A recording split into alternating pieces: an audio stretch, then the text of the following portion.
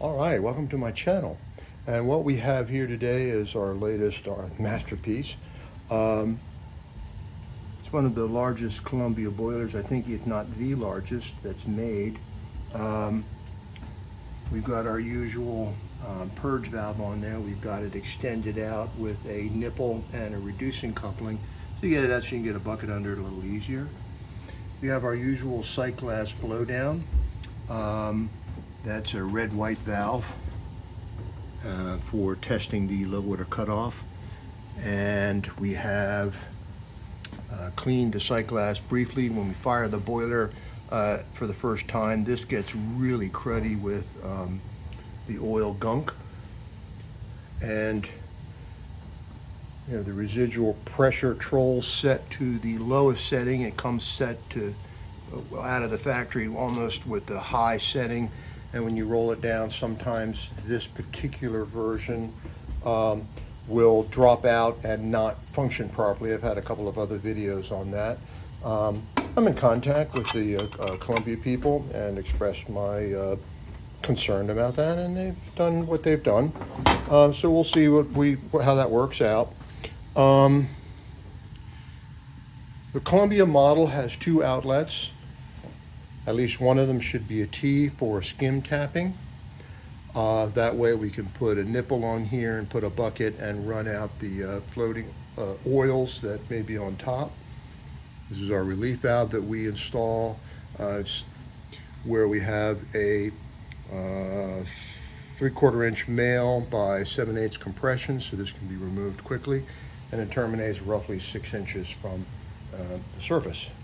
So back to the outlets. So we have the two outlets. They rise up 24 inches, which is, it needs to be 24 inches above the water line. So this is 24 inches above the outlet. So it's a little bit more than is called for in the instructions.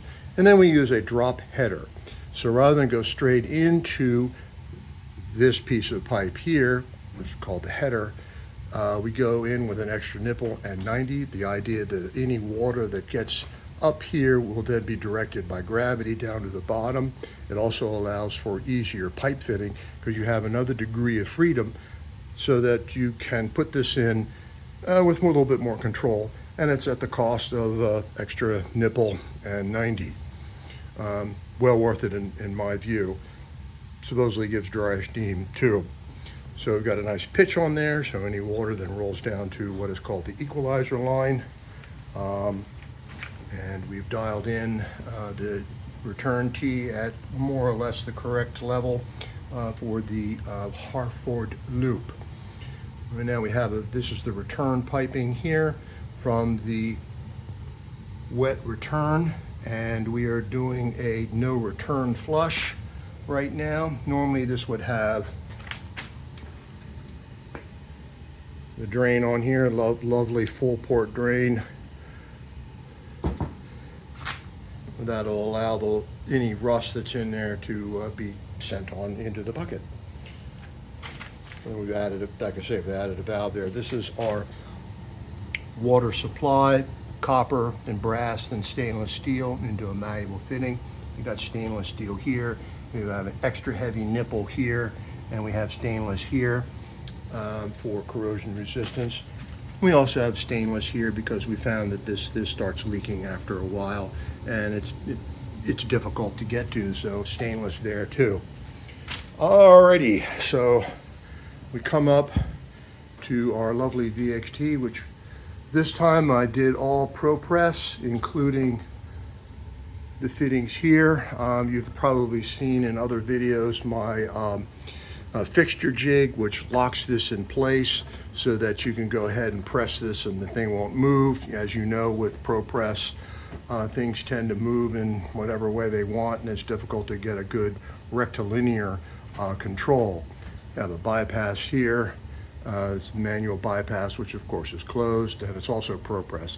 The risk of using ProPress, of course, is that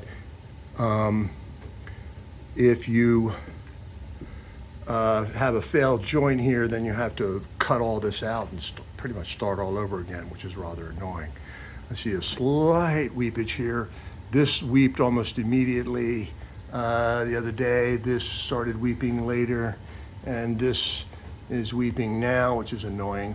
Nothing catastrophic, but what basically you have to do is come along and press this again. There's our backflow preventer, and then there's another shut-off there. We have a shut-off there, which we added earlier on when we removed the old boiler to get this under control, but that's a very difficult location to get to, so we have one down here, which is much easier for easier access. So the takeoff is a 3x3x3 T, and it goes into this 3-inch main, and it goes in the wraparound main here. I'll show you where that terminates.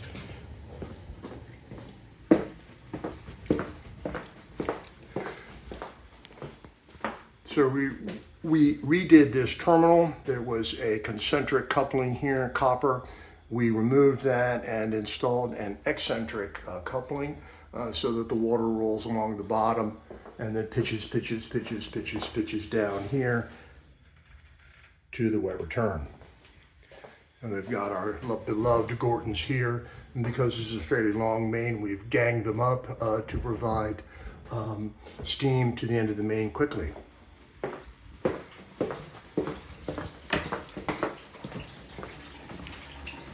Okay, as you can see here, we have rusty water rolling out, and pretty soon we're going to get steam. Well, let's continue.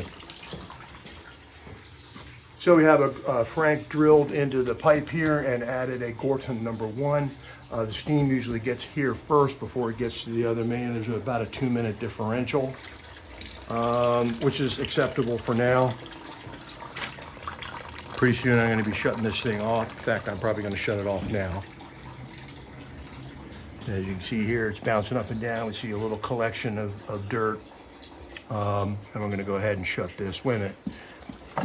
Let me blow this down. Okay. And that helps keep the sight glass clean. So I've shut the power off.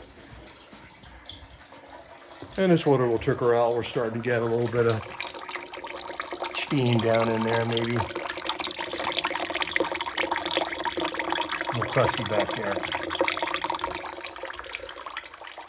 there. Touch briefly on this. This is a boiler return trap. Excuse me, return trap, a Dunham. So this system was a Dunham system back in the early 20s. And it's pretty much been abandoned for now. It was generally used, it was essentially a steam-powered water pump to make sure the water got back into the boiler under all pressures. Right now we got a Gorton number 2 sitting atop this float trap there to provide, in case steam gets into these dry returns here. The only steam that should be getting these dry returns would be through a failed trap on the radiators. So I hope I've covered everything. You have any questions or concerns, possibilities of your insights, be glad to hear it. Hope this finds you well, and see you on the next one.